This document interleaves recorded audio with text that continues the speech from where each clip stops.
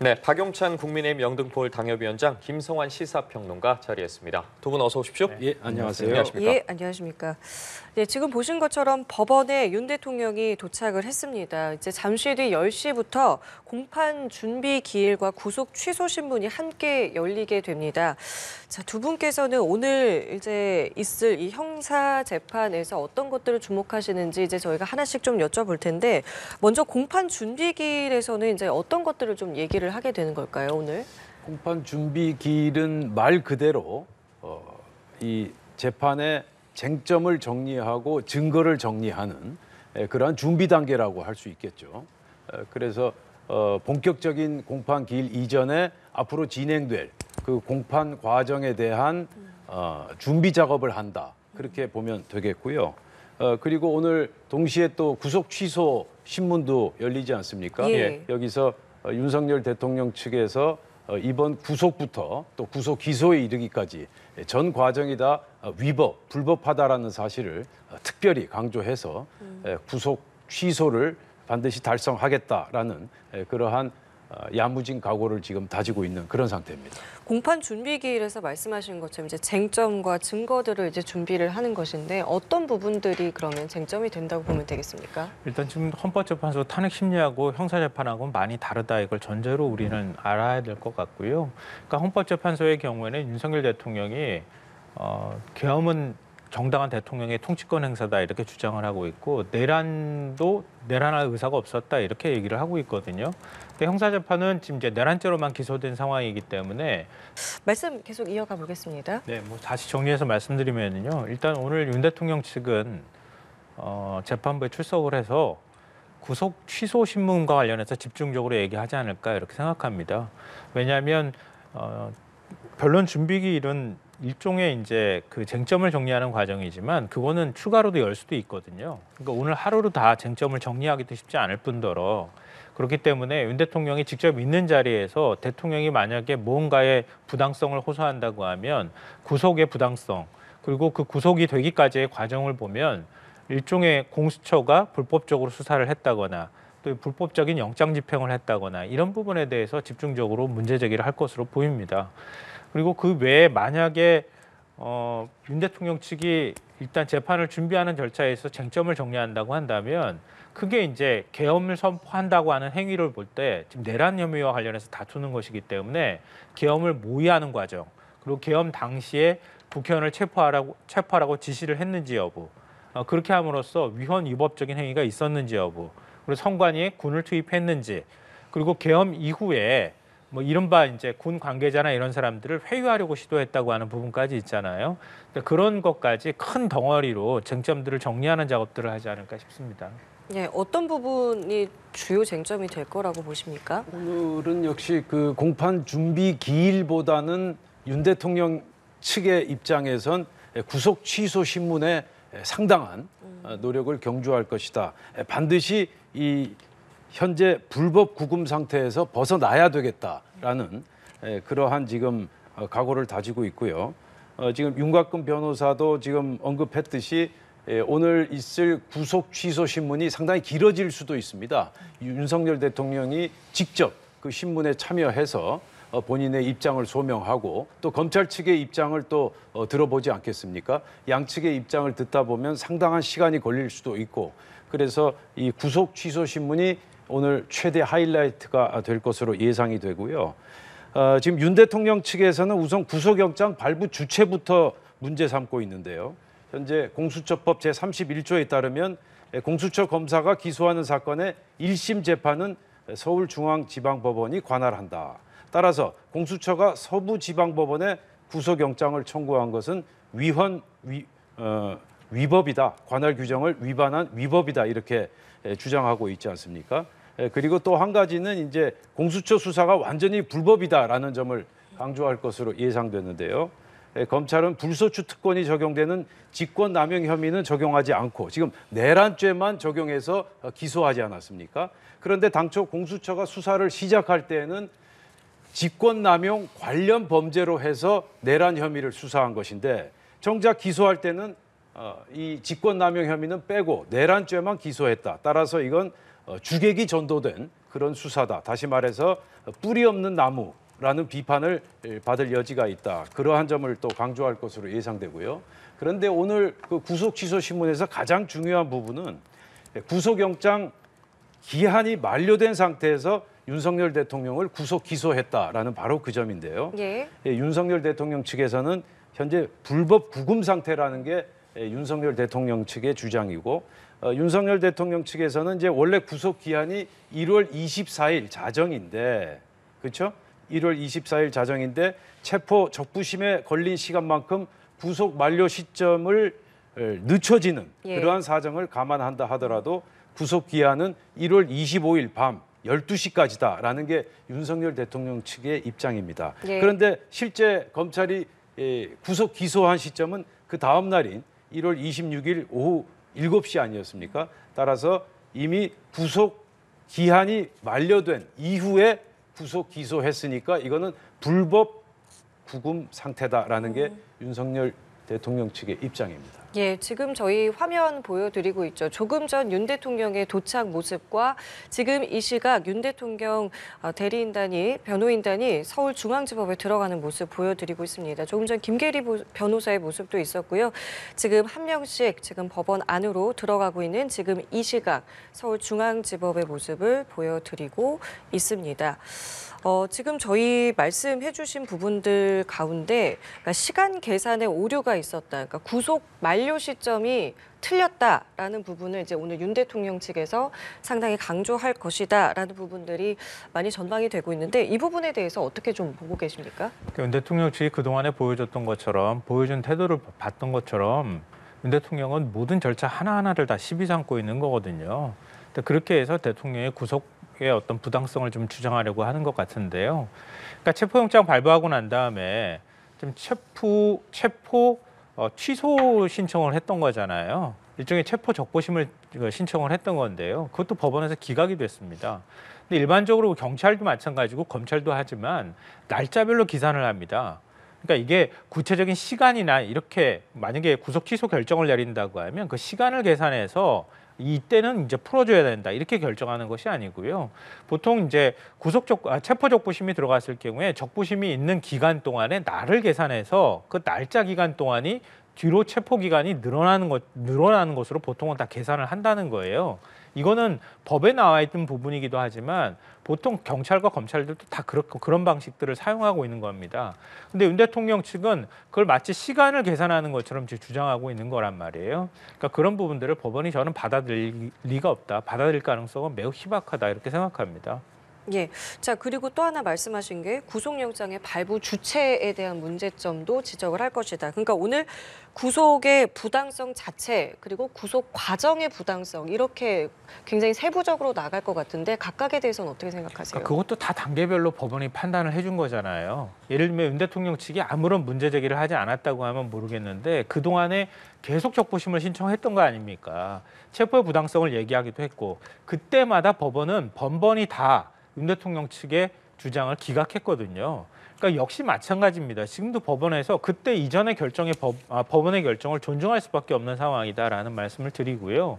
그리고 체포 영장을 청구해서 받은 것은 법원의 판단에서 받은 것은 공수처고요.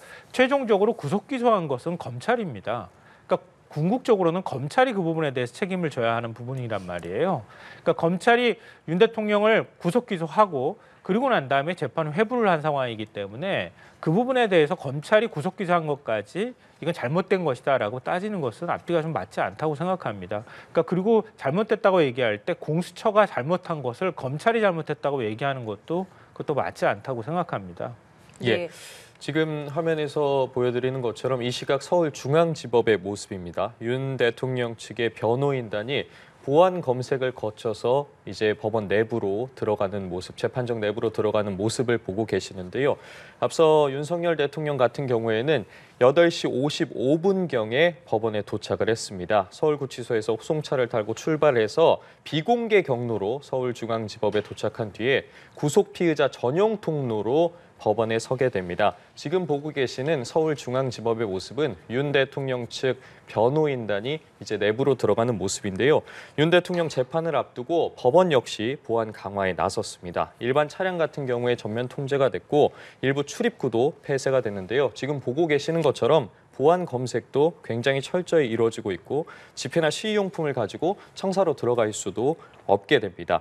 저희가 관련해서 두 분과 이야기를 나누고 있는데 오늘 이제 내란 혐의 피고인 6명의 재판 역시도 서울중앙지법 같은 재판부가 심리를 하게 됩니다. 윤 대통령 사건 공판 준비 기일을 오늘 먼저 진행할 후에 이제 사건을 병합할지 여부도 결정하지 않겠습니까? 이 부분에 대해서는 좀 어떻게 바라보고 계십니까? 예, 그 부분 말씀드리기 전에 이제 우리가 법을 집행할 때는 그 절차적 정당성이라는 게 무척 중요합니다. 예를 들어서 거꾸로 생각해서 아무 곳에서 수사하고 아무 곳에서 체포하고 또 뭐 관할 법원이 아닌 데서 뭐 구속영장을 발부하고 이렇게 되면 굉장히 그 법질서가 무질서해지지 않겠습니까? 그래서 우리가 절차적 정당성이 무척 중요하다. 특히 이 사건은 현직 대통령의 내란 혐의 사건을 다투는 그런 사건 아니겠습니까? 따라서 절차적 정당성이 무척 중요하다라는 말씀을 다시 한번 드리고요. 일련의 과정을 다시 한번 반추해 보면 윤석열 대통령을 체포할 때에도 형사소송법 111조 적용을 배제한다라는 정말 사상 초유의 법 배제를 법원 판사가 하지 않았습니까? 이같이 현재 멀쩡하게 살아있는 법을 적용하지 않겠다고 해서 체포했고 또 구속하는 과정에서도 마찬가지죠.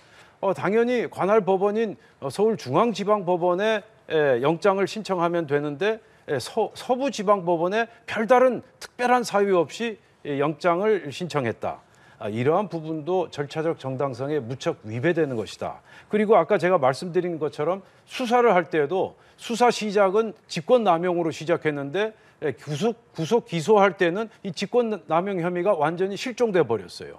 그리고 내란 혐의로만 기소를 하고 이같이 절차적 정당성에 있어서 도저히 상식적으로 납득할 수 없는 대목들, 이러한 대목들이 계속 이어지면서 불법 위법 수사다라는, 불법 위법 구속이다라는 그러한 비판을 받게 되는 것입니다. 따라서 이러한 부분들에 대해서 오늘 윤석열 대통령은 판사 앞에서 굉장히 소상하게 강력하게 본인의 입장을 개진할 것으로 저는 그렇게 예상하고 있고, 판사가 이에 대해서 어떤 판단을 내릴지, 거기다가 윤석열 대통령이 증거인멸이나 도주 우려가 있습니까?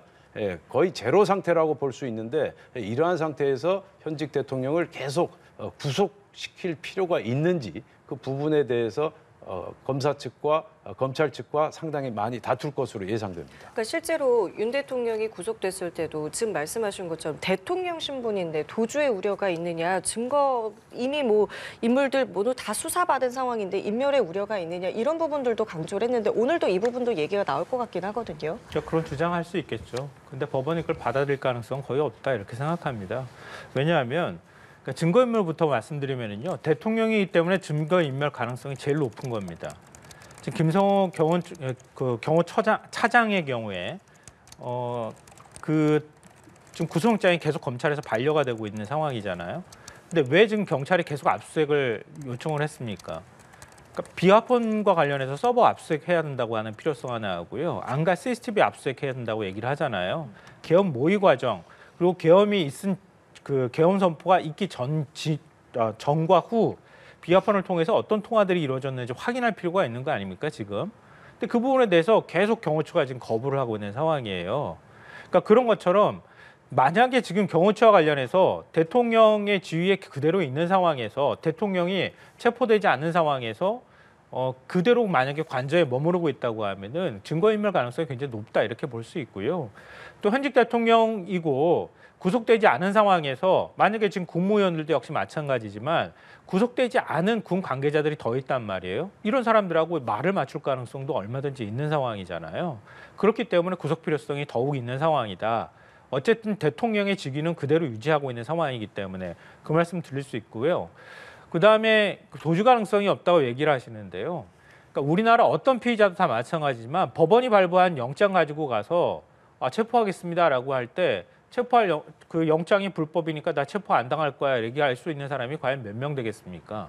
그리고 그렇게 그 체포영장이 부당하다고 하면 체포적부심을 신청하면 되는 거 아닙니까?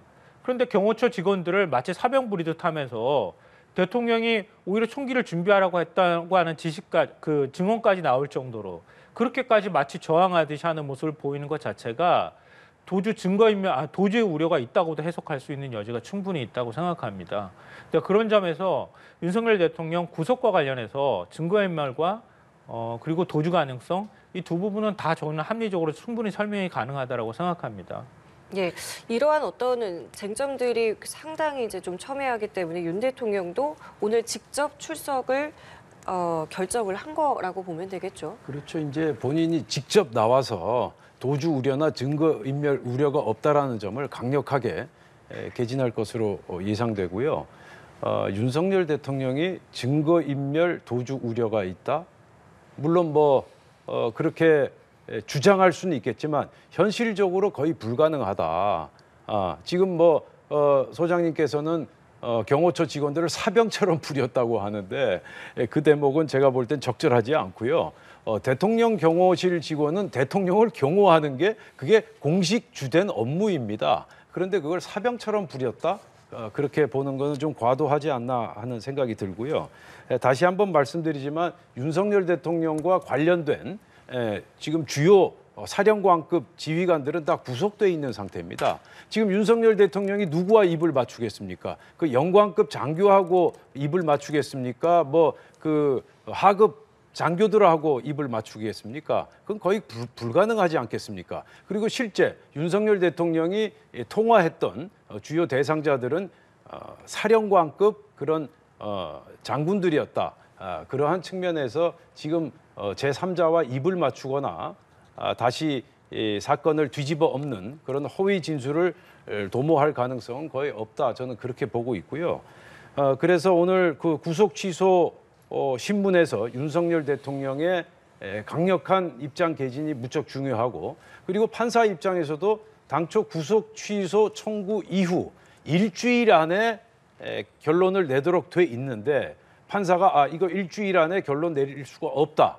그래서 별도로 검찰 측과 윤석열 대통령 측을 따로 불러서 신문을 하겠다. 그렇게 결정을 한 것은 어떤 의미냐. 그만큼 신중하게 이 문제를 아주 진지하게 다루겠다라는 그런 의사 표현이다. 저는 그렇게 보고 있습니다. 그래서 지금 대다수 법조계에서는 오늘 구속 취소 신문에서 구속이 취소될 가능성은 크지 않다라고 보고 있지만 그러나 지금 담당 판사의 입장 내지 태도를 보면은 우리가 다른 결론도 생각할 수 있지 않는가. 다시 말해서 석방시킬 가능성도 배제할 수 없다라고 저는 보고 있습니다. 지금 말씀하신 부분이에요. 그러니까 애초에 이게 청구를 받으면 일주일 안에 결정을 해야 되는데 이게 신문기일을 열고 양측의 어쨌든 입장을 오늘 들어보는 거잖아요. 이 부분에 대해서는 어떻게 보셨습니까? 일단 현직 대통령이잖아요. 뭐 현직 대통령 신분에서 지금 구속을 당한 상황이기 때문에 어떤 방식으로든 판사 입장에서 충분히 양쪽의 의견을 들어야 할 필요가 있었을 거예요. 윤 대통령 측도 지금 거세게 반발하고 있는 상황이기도 하고요. 윤 대통령 지지자들이 뭐 선동을 했던 동원을 했던 지지자가 자발적으로 나왔던 간에 왠지 거세게 반발하고 있는 것도 사실이기도 하잖아요. 그러니까 늘 지금 윤 대통령 측이 얘기하는 것처럼 모든 절차에 공정함을 기한다고 해서 모든 걸 다 받아줄 수는 없지만 재판부가 최소한의 절차적 공정성이나 이런 측면에서 윤 대통령 측의 소명이나 설명들을 충분히 들어야 할 필요는 있었을 것이다 이렇게 생각하고요. 그리고 아까 이제 하나만 좀 더 얘기하고 싶은데요.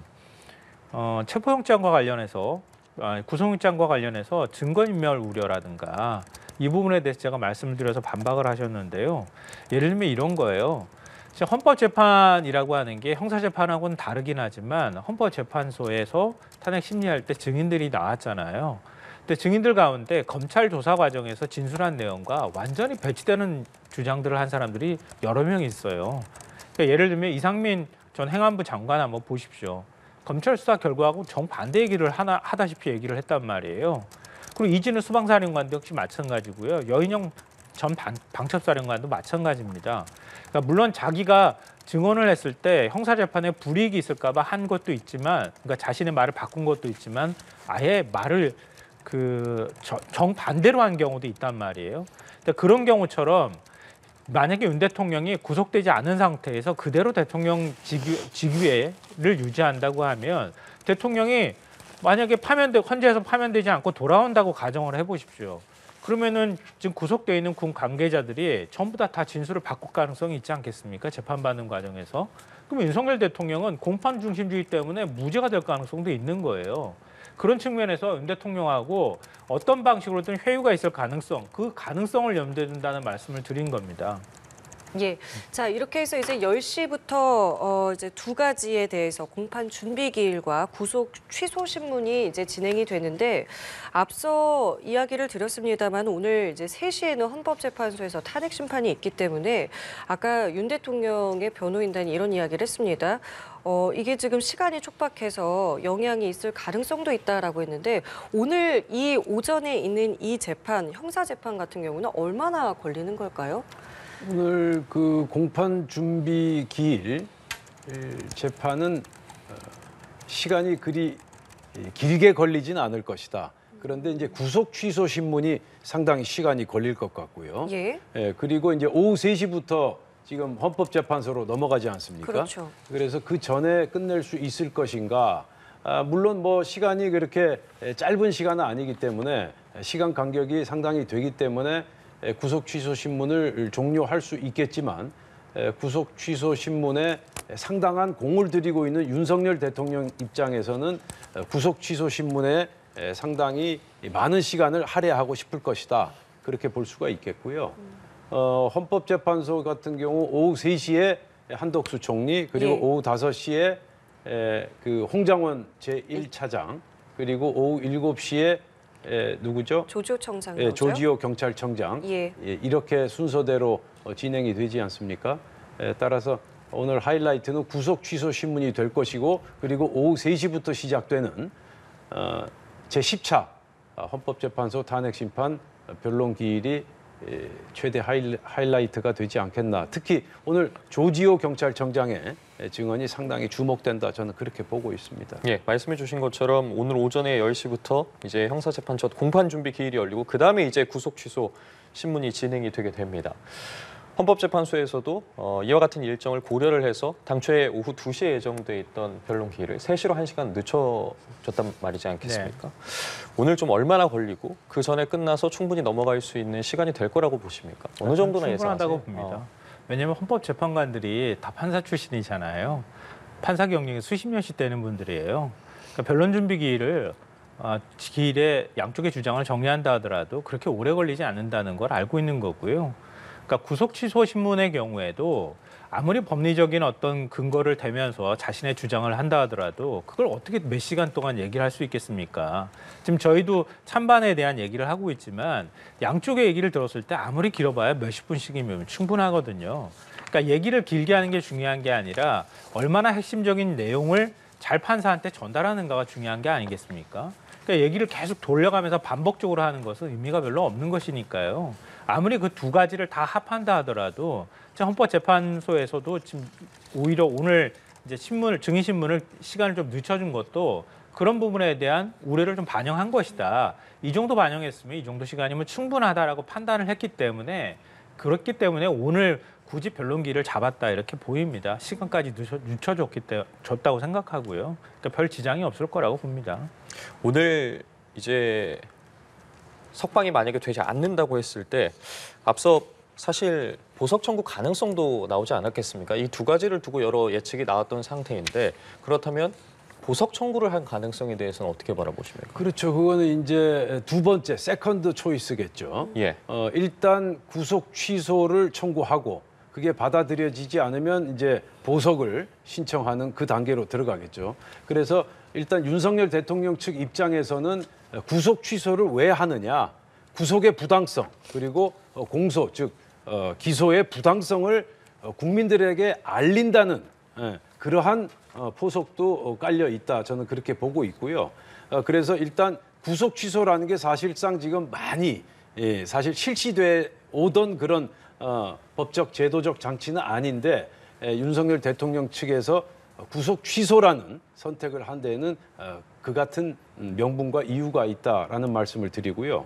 그리고 이제 보석 청구 같은 경우는 이제 두 번째 단계에서 청구할 수 있겠죠. 그래서 구속 취소가 받아들여지지 않을 경우 보석 청구를 통해서 재차 구속에서 풀려나서 석방되기를 시도하지 않겠나 그렇게 보고 있습니다. 물론 오늘 결과를 지켜봐야겠지만 만약에 구속 취소가 받아들여지지 않을 경우 가능성입니다. 보석을 청구할 가능성도 나오는데 그렇다면 보석을 청구한다고 했을 때 법원은 또 어떤 판단을 내릴 거라고 보십니까? 어느 상황을 좀 예측해 볼 수 있을까요? 저희가 박근혜 전 대통령 때도 똑같이 나온 얘기예요. 그때도 똑같이 보석 신청이 있었고요. 다 기각했습니다. 그러니까 현직 대통령 신분이라는 걸, 그러니까 박근혜 전 대통령은 파면된 상태였지만 윤석열 대통령은 현직 대통령 신분이에요. 그리고 박근혜 전 대통령은 여러 가지 혐의가 있지만 뇌물죄가 가장 형량이 무거운 죄였어요. 근데 윤석열 대통령은 지금 내란 우두머리 혐의를 받고 있습니다. 그러니까 즉 내란을 일으켰던 사람인 거예요.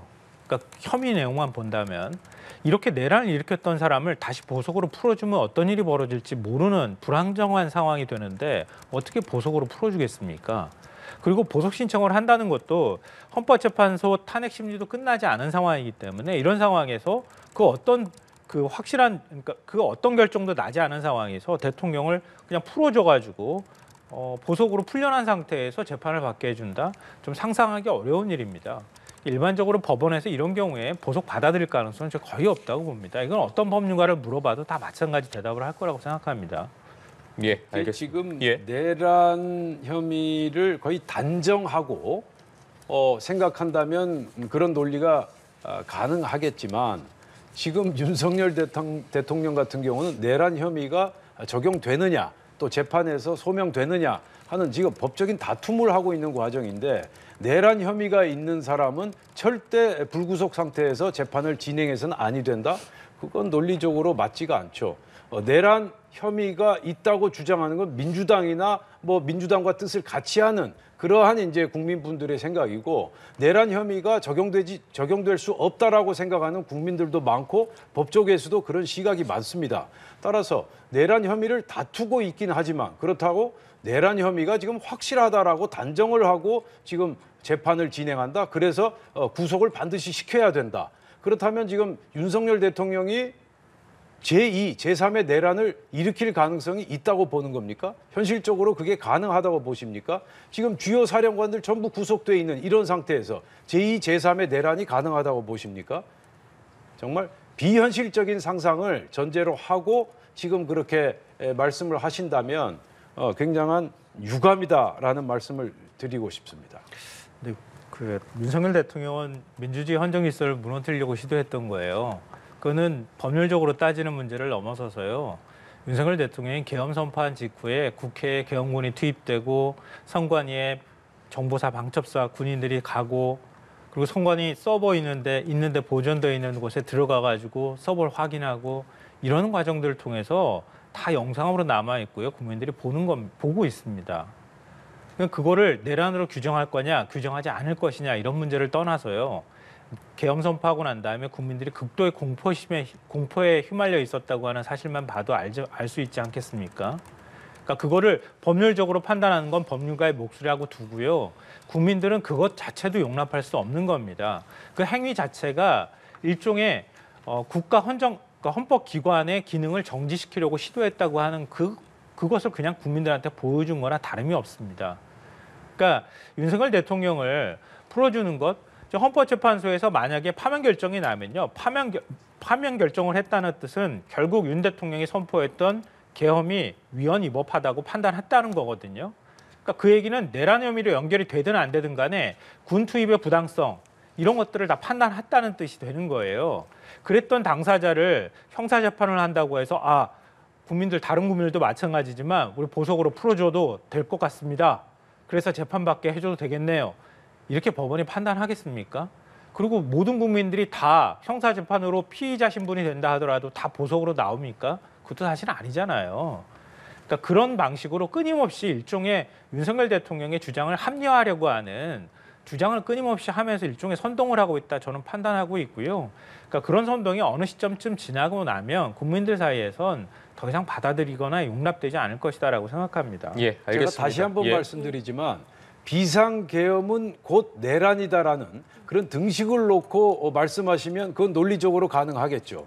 그런데 비상계엄이라는 권한은 헌법에 분명히 나와 있는 대통령의 고유 권한입니다. 그리고 비상계엄 시에는 군이 동원되는 게 헌법에 나와 있는 명문 규정입니다. 따라서 비상계엄이 곧 내란이다라는 그런 등식을 전제로 하고 말씀하시면 안 된다. 왜냐하면 헌법재판소에서도 아직 인용할지 기각할지 결정을 내리지 못했고, 그리고 재판은 지금 공판 준비 기일이 오늘 겨우 시작한 상태입니다. 따라서 내란 혐의가 확정됐다라는 전제하에서 말씀하시는 건 무척 곤란하다. 비상계엄은 비상계엄이고 내란은 내란이다.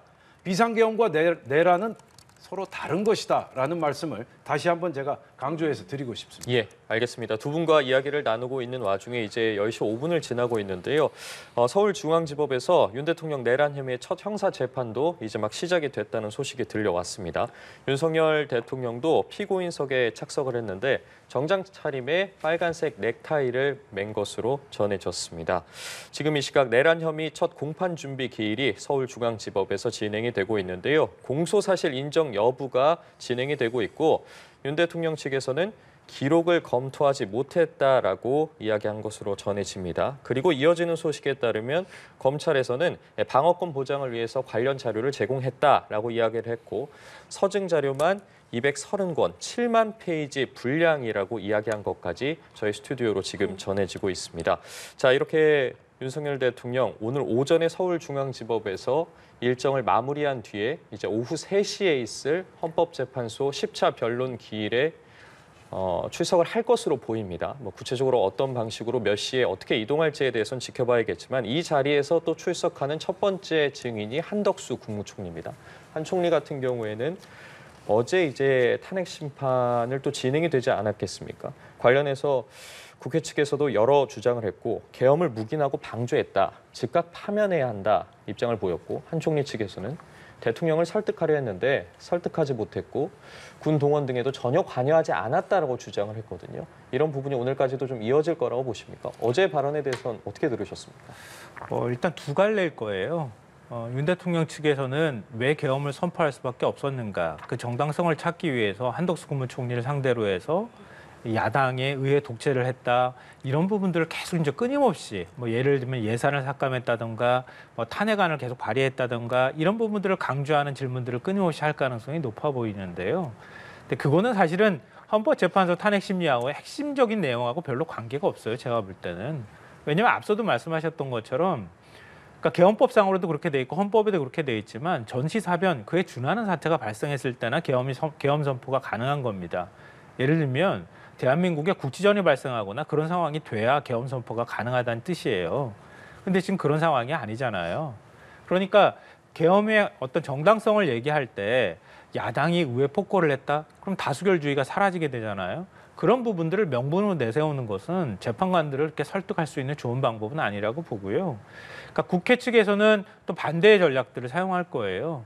왜냐하면 그러니까 계엄을 선포할 때 계엄 선포의 절차라는 게 있는 거 아닙니까? 헌법과 법률에 따라서 국무회의에 계엄 선포를 건의하는 사람도 있어야 하고요. 국무회의가 정식으로 열려야 한다는 개회 절차도 있어야 할 거고요.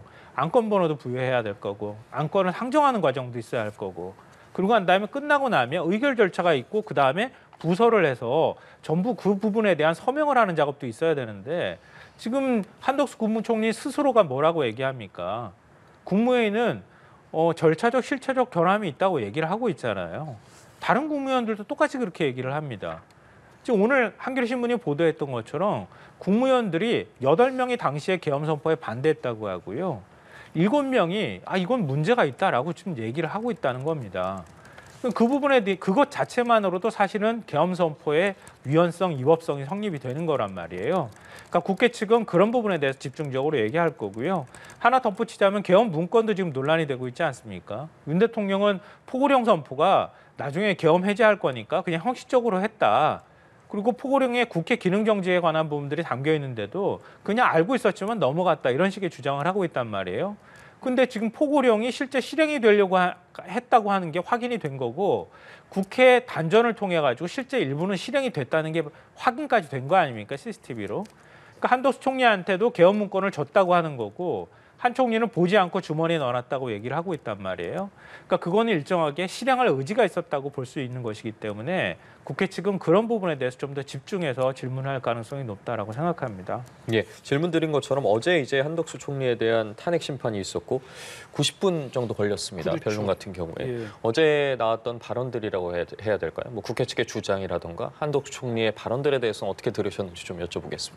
어제 한덕수 탄핵 심판 재판을 보면서 정말 그 한덕수 총리 측에서 논리적으로 입장을 잘 개진했고 헌법재판관들도 국회 측보다는 한덕수 총리의 입장에 좀 더 경청하는 그러한 입장을 보였다. 그래서 저는 한덕수 탄핵 심판은 탄핵 소추는 기각될 것이다. 거의 확신하고 있는 상태인데요.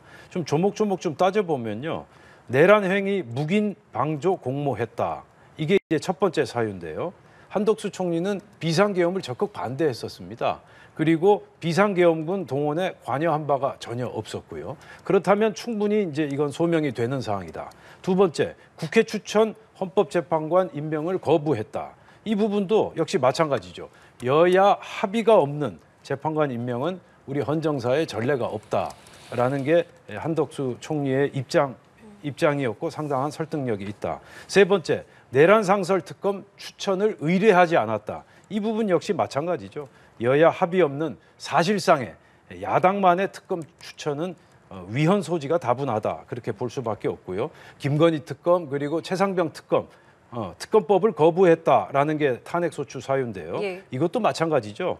여야 합의 없이 야당 주도로 일방적으로 이렇게 추진되는 그리고 성사되는 특검은 위헌 위법 소지가 다분하다. 마지막으로 이제 한동훈 전 대표와 공동 국정 운영을 시도했다. 이건 정말 참 제가 볼 때는 우스꽝스러운 그러한 탄핵 소추라고 볼 수 있는데 정부 여당이 당정 협력을 강조한 그러한 것일 뿐인데 이거를 공동 국정 운영을 시도해서 뭐 삼권 분립이 위배됐다. 이거는 지나친 견강부회다. 저는 그렇게 생각하고요.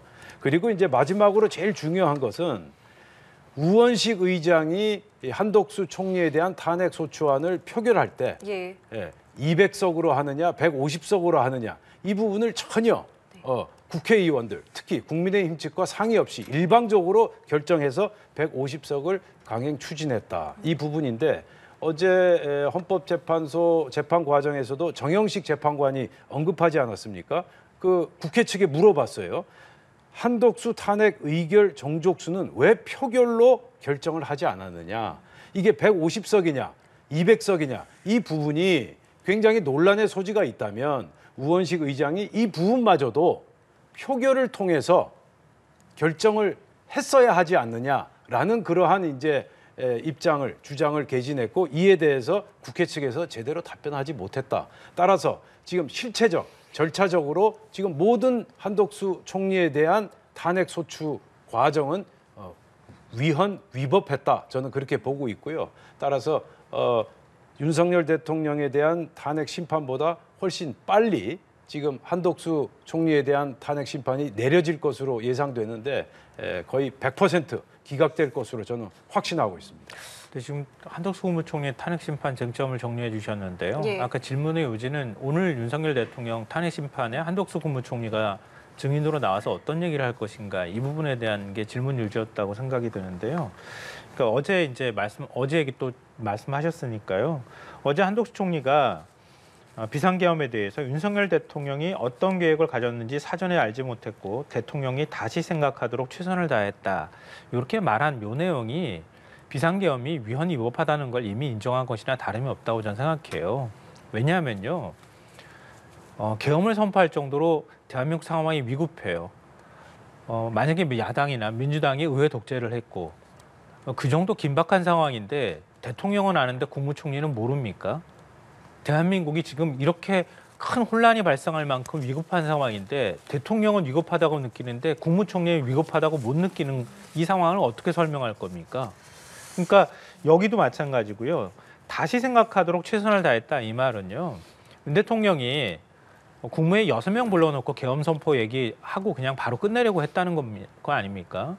한덕수 국무총리가 그래도 다른 국무위원들 얘기는 들어야 된다고 하면서 다른 사람들도 전부 다 반대 의사를 대통령한테 표현했는데 대통령이 오히려 조태열 외교부 장관의 경우에는 버럭버럭 화를 냈다는 거 아닙니까? 계엄 선포하겠다며. 그러니까 그런 상황이니 국무회의라도 열어서 대통령 계엄 선포를 막기 위해서 국무회의를 열었다 이렇게 얘기를 하는데 어쨌든 형식적 요건 11명을 맞추기 위해서 기다렸다가 그래서 국무회의를 열려고 했는데 대통령은 5분 만에 자기 얘기만 하고 가버렸다는 거 아닙니까? 그래서 국무회의를 연 것도 아니라는 얘기를 하고 있는 거잖아요.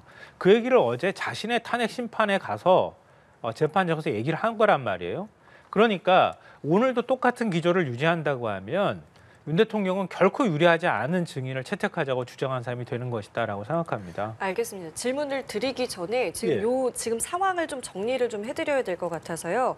지금 저희가 말씀을 나누는 중에 일단은 공판 준비는 종료가 됐고요. 바로 이어서 구속 취소 신문이 진행이 되고 있다라는 속보가 들어왔습니다. 내용이 좀 정리가 된 게 있다면요. 3월 24일에 한 번 더 공판 준비 기일을 진행한다라고 재판부는 이야기를 했고요. 그리고 그 병합과 관련해서 이제 오늘 내란 이제 관련 인물들에 대한 재판이 진행되는데 이 부분에 대해서도 이제 병합이 아니라 병행을 하는 것이 더 낫다. 그리고 집중 심리를 하겠다라고 해서 최소 주 2, 3회 재판이 열려야 된다라고 일단 검찰에서는 이야기를 했고요. 일단 재판부에서는 3월 24일에 다시 공판 준비 기일을 진행해서 관련해서 논의를 좀 이어갈 것으로 보입니다. 구속 취소 신문 진행해서도 속보가 나오면 저희가 바로 좀 말씀을 드리겠고요. 지금 저희 평론가님께서 말씀하신 부분은 이것입니다. 그러니까 어제 한덕수 총리가 이제 본인의 탄핵 심판에 나와서 한 이야기가 국무회의의 적법성에 관해서 한 기조가 오늘 바뀌지 않는다면 이것이 결코 윤 대통령에게 유리하지 않을 것이다. 그렇기 때문에 오늘 윤 대통령은 이 증인이 진술이 좀 바뀌기를 기대하거나 아니면 이 진술을 무너뜨리는 그런 전략을 써야 된다라는 말씀이신데요. 어떻게 좀 보십니까? 일단 제 입장에서도 한덕수 총리가 오늘 그 국무회의와 관련해서 어떤 입장, 어떤 스탠스를 밝힐지 굉장히 좀 궁금합니다. 예. 기존 입장은 실체적, 절차적으로 하자가 있었다. 간담회 수준이었다. 그렇게 언급하지 않았습니까? 그런데 이제 오늘 한덕수 총리가 10차 변론 기일에 나와서 국무회의의 법적 성격에 대해서 좀 더 다양한 입장을 반영하는 그러한 입장을 밝힐 가능성도 상당히 배제할 수 없다. 저는 그렇게 보고 있습니다. 웬고하니 당시 그 국무회의 석상에서 비상계엄 선포문이 배포가 됐어요. 그리고 국무위원들 11명이 올 때까지 기다렸고 그리고 윤석열 대통령이 국무위원들과 대화를 나누면서 비상계엄의 필요성에 대해서 언급을 했고 또 국무위원들 중에 몇몇 국무위원들은 비상계엄에 반대하는 의견을 개진하기도 했었습니다. 그 중에 한 명이 이제 한덕수 총리인데 한덕수 총리가 비상계엄을 막기 위해서 최선의 노력을 다했다라고 해서 그 비상계엄이 위헌위법하다라고 단정하는 거는 논리의 비약이다. 저는 그렇게 생각해요. 그러니까 여러 가지 정책적 판단, 종합적인 판단을 해봤을 때 한덕수 총리 입장에선 비상계엄은 좀 곤란하지 않겠느냐, 반대한다라는 입장을 밝힌 것이 비상계엄이 위헌위법하다라고 결론을 내리는 것은 그건 논리의 비약이다라는 말씀이죠. 그래서 한덕수 총리가 오늘 10차 변론기일에 출석해서 이 국무회의의 법적 성격에 대해서 예. 좀 더 소상하게 설명하지 않겠는가. 그래서 기존에 본인이 취했던 입장과 다른 입장을 견지할 수도 있을 것이다. 저는 그렇게 보고 있고요. 이 국무회의 성격에 대해서는 지금 이제 일부 국무위원들이 당시 국무회의 성격으로 볼 수 없다라고 입장을 밝혔지만 국무회의로 볼 수 있다는 입장을 밝힌 그런 국무위원들도 있습니다. 그래서 이 부분은 저도 뭐 현장에 가 있지 않았기 때문에 명확하게 설명하기는 어렵지만 형식적인 절차에 있어서는 몇몇 좀 하자가 있는 부분은 있지만 실질적으로 비상계엄에 대해서 국무위원과 대통령이 논의를 했느냐, 그래서 국무회의에서 심의를 거쳤느냐, 이 부분에 대해서는 법적으로 앞으로 논란을 계속 가져갈 소지가 있다. 저는 그렇게 보고 있습니다. 근데 너무 명확한 사안을 그렇게 말씀하시니까 좀 당황스럽긴 한데요. 왜냐하면 그러니까 법치라고 하는 거는요, 기본적인 절차를 지키도록 되어 있는 거예요. 절차법인 거예요. 그러니까 예를 들면 헌법과 법률에 이러이러하게 절차를 지켜서 계엄을 선포해야 한다라든가, 계엄을 선포할 때는 이렇게 해야 한다라든가, 그렇게 규정이 되어 있다고 하면 그 절차를 따라야 되는 거예요. 그러니까 국무회의를 열라고 하게 되어 있다면 국무회의를 기존에 여는 것처럼 국무회의를 여는 계획부터 국무회의가 끝나고 난 다음에 국무회의 안건을 승인하는 모든 절차라는 게 있는 거란 말이에요. 근데 절차 지키지 않았잖아요. 아까도 제가 얘기했던 것처럼 한덕수 국무총리도 지금 절차 지키지 않았다 그러고요. 심지어는 지금 대통령 권한대행을 맡고 있는 최상목 기재부 장관도 역시 똑같이 얘기를 하고 있단 말이에요. 그러니까 아니 총리하고 부총리가 다 국무회의가 아니라는데 어떻게 국무회의라고 주장할 수가 있겠습니까? 그리고 국무위원 7명이 전부 다 그건 회의도 아니었다고 얘기를 한답니다. 그리고 8명이 계엄에 반대했다고 하고 나머지 국무위원들은 반대할 시간조차도 없었대요. 그러니까 국무회의를 5분 만에 끝나고 대통령이 마지막 회의를 끝나겠다고 하는 말도 없이 그냥 회의장을 확 나가버리고 난 다음에 그냥 가가지고 계엄을 선포해버렸다는 얘기가 되는 겁니다. 이걸 어떻게 국무회의를 열었다고 말을 할 수가 있겠습니까? 그 절차 자체를 지키지 않았는데. 예, 알겠습니다.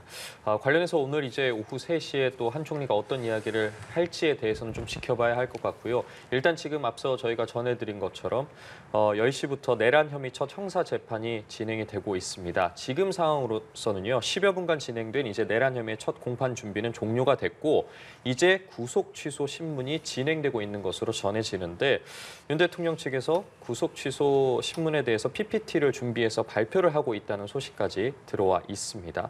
지금 앞서 저희가 전해드린 것처럼 윤 대통령 측에서도 공판 준비 기일을 추가로 잡아주길 재판부에 요청을 했고 재판부에서도 3월 24일에 두 번째 이제 공판 준비 기일을 진행한다고 했습니다. 이제 한 달 뒤 정도가 될 텐데 공판 준비 기일에 대해서 하루 더 잡은 부분에 대해서는 저희가 좀 어떻게 해석을 해야 될지 여쭤보겠습니다. 지금 한 달 뒤에 지금 예. 준비 기일을 또 한 차례 하겠다는 것이죠. 방금 자막으로 나온 것처럼 지금 증거 자료, 그다음에 서증 이런 게 지금 수천 페이지, 수만 페이지에 이르지 않습니까? 이런 것들을 정리하는 작업을 한 차례 공판 준비 기일을 통해서 모두 다 해결한다? 그건 불가능하겠죠. 그래서 한 차례 더 준비 기일을 열고서 앞으로 진행될 재판에서 증거는 어떤 증거를 채택할 것이며 그리고 쟁점은 어떤 쟁점을 주로 다룰 것이냐. 지금 내란 혐의 아니겠습니까? 예. 내란 혐의는 국헌 문란의 목적이 있었느냐. 그리고 헌법기관을 불가능하게 만들려는 그러한 시도가 있었느냐. 그리고 이제 폭동의 요소가 있었느냐. 여러 가지 부분을 따져야 되는데 그런 쟁점 사항들을 정리하는 과정은 한 차례 공판 준비 기일로는 부족하다. 따라서 한 차례 더 공판 준비 기일을 열어서 이런 쟁점 사항과 증거에 대한 정리 작업을 해나가겠다. 그런 취지로 이해하시면 되겠습니다. 네, 검찰에서는요 이제 집중 심리가 필요하다. 최소 주 2, 3회 재판이 열려야 한다라고 이야기를 했었고 윤 대통령 측에서 저희가 말씀드린 것처럼 추가 공판 준비 기일이 필요하다. 3주는 필요하다라고 이야기를 했고 그 후에 이제 재판부에서 3월 24일에 한 번 더 그렇다면 추가 변론 기일을 진행하겠다라고 했거든요. 어떻게 좀 윤 받아들여야겠습니까? 대통령 측은 지금 헌법재판소 탄핵 심리에 집중해야 되는 상황인 거죠. 그러니까 3주 뒤라고 하면 대략 시간 계산해 보면 윤석열 대통령 헌법 헌재 탄핵 심판 결과가 나오는 때하고 거의 일치하거든요. 그러니까 물론 이제 변호인들이 같이 양쪽으로 다 겹치는 사람도 있고 아예 다른 사람들도 있는 상황이란 말이에요. 그러니까 윤 대통령이 형사재판을 대리하는 변호사들의 경우에는 형사재판에 집중할 거고 헌재심판을 대리하는 경우에는 헌재심판에 집중하긴 하겠지만 그러니까 윤석열 대통령의 상황이라는 걸 놓고 볼 때 두 형사재판과 헌재 탄핵 심리를 떼어놓고 생각할 수 없다는 거죠. 그러니까 일단은 헌법재판소 탄핵 심리를 통해서 대통령직에 복귀하는 게 더 중요하다라고 윤 대통령 측에서는 보는 것 같고요. 그렇게 한다면 형사재판의 양상은 또 달라질 가능성도 있지 않을까 하는 기대도 혹시 하고 있지 않을까 또 싶기는 해요. 근데 어찌됐든 간에 통상적으로 공판 준비 기일은 이렇게 큰 사건의 경우에는 한 번에 끝나지는 않습니다. 제 경험상으로 보면 두세 차례 정도 하게 되거든요. 왜냐하면 관련자들도 굉장히 공범들도 많고 또 진술 조서도 많고 관련 증거도 굉장히 많은 상황이란 말이에요. 그러니까 그런 거를 통해서 양쪽에서 어쨌든 검찰이 수사한 기록들을 변호인이 받고 난 다음에 그것도 검토하는 과정이 있어야 하는데 오늘은 의지도 없었던 것 같고 검토할 의지도 없었던 것 같고 검토도 못했다고 얘기를 하면서 변론 준비기 그냥 끝나버린 거거든요.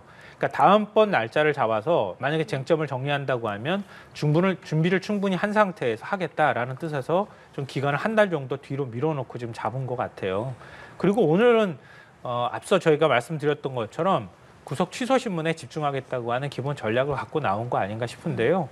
그러니까 뭐 구속 취소 신문을 아무리 오래 한다 하더라도 결국은 한두 시간 안에 끝나지 않겠습니까? 그러니까 현재 윤석열 대통령 변론 기일에는 아무런 지장이 없다. 오늘 열고 증인신문에도 지장이 없을 것이다. 이렇게 생각합니다. 예, 말씀 주신 지금 구속 취소 신문 진행 중입니다.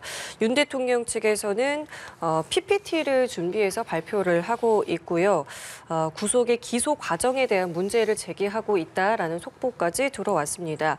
자, 앞서 있었던 이 공판 준비도 과정에서 검찰 측에서는 집중 심리가 필요하다. 주 2, 3회 재판 열려야 하고 병합하지 말고 병행하자라고 이야기를 했고요. 재판부에서는 일단은 다음 공판에서 결정을 하겠다라고 했는데요.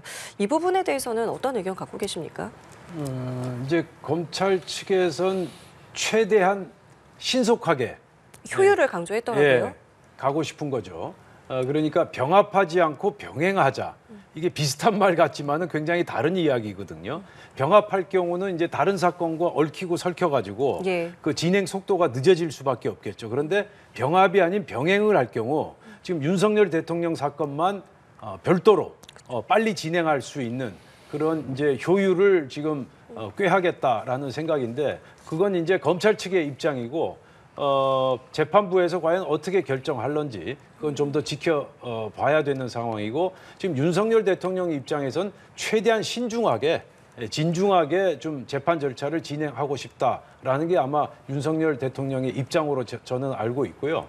그래서 지금 검찰 측의 입장과 윤석열 대통령 측의 입장이 서로 다른 상황이기 때문에 재판부에서 이 부분에 대해서 고민을 하지 않겠는가 저는 그렇게 생각하고 있습니다. 지금 추가 변론 공판 준비 기일이 한 달 뒤에 열리죠. 3월 24일이라고 하지 않았습니까? 지금 한 달 정도 시간이 남아 있는데 이 한 달 동안 재판부에서 여러 가지 증거는 어떤 것을 취사 선택할 것이며 서증은 어떤 거를 또 선택할 것이며 그리고 쟁점은 어떻게 정리할 것인가 그리고 검찰 측의 주장 그리고 윤석열 대통령 측의 주장에 대해서 지금 여러 가지를 검토하고 결론을 내리지 않을까 그렇게 생각되고 있습니다. 예, 그 검토 과정 중에 하나가 이것을 아까 말씀하신 것처럼 여러 인물들이 있기 때문에 이걸 병합해서 갈지 병행해서 갈지입니다. 병합하면 아무래도 재판부의 판단이 늦어질 수밖에 없죠. 왜냐하면 윤 대통령의 공범이라고 할 수 있는 중요 임무 종사자 그리고 내란 혐의와 관련해서 그 외에도 뭐 부하 수행자든 일종의 공범이라는 사람들이 다 한 재판부에서 판단을 하는 거란 말이에요. 유무죄를. 그럼 굉장히 판단이 복잡해지겠죠. 그리고 이후에 추가로 수사해서 추가로 기소할 부분들이 있을 수 있단 말이에요.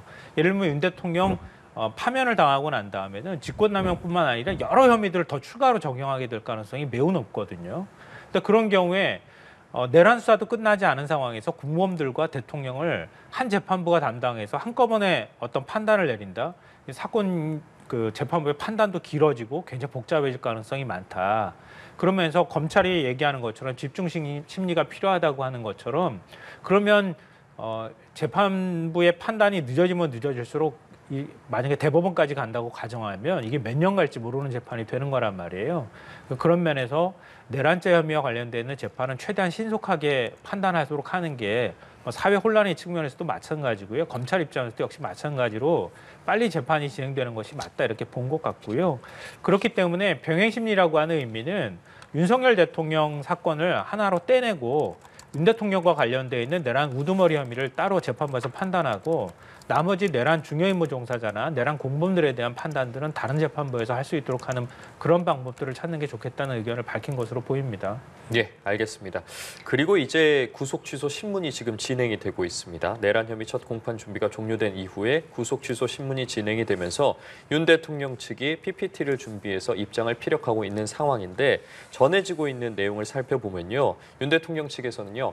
인권이 부당하게 침해받는 일이 없도록 살펴야 한다면서 구속 연장과 관련해서 인권 보호 측면에서 타당한지 의문이 든다고 입장을 밝혀왔습니다. 여기서 저희가 주목해봐야 될 부분이 강조한 부분이 인권에 대한 부분입니다.